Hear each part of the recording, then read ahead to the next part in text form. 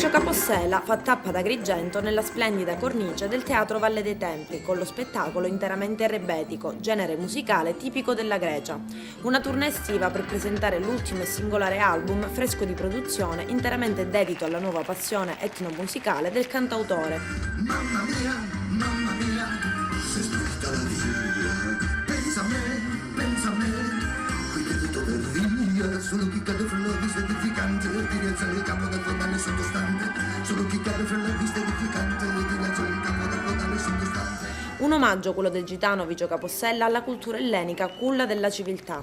2 ore di concerto, quello di ieri sera, fuori dalle righe. Grande acclamazione da parte del pubblico per i più noti balli di San Vito, rivisitato e rebetico, e Che cos'è l'amor, che hanno rotto le righe degli ordinati posti a sedere.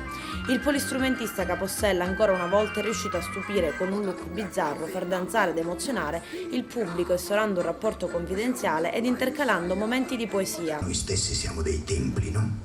Abbiamo bisogno di un'inoculazione, di qualcosa di divino, a volte lo troviamo in qualche pozione, a volte lo troviamo nella musica, e la musica è meglio dello spread, invece che parlare direttamente agli stati, parla direttamente alle persone, ecco.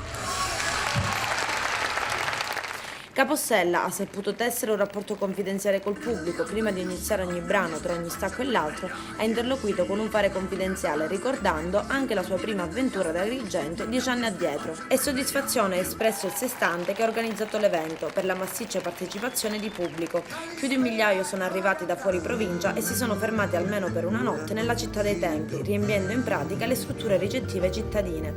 Adesso il prossimo attesissimo appuntamento in programma al Teatro Valle dei Templi è quello del 28 agosto con il concerto del cantautore romano Antonello Venditti.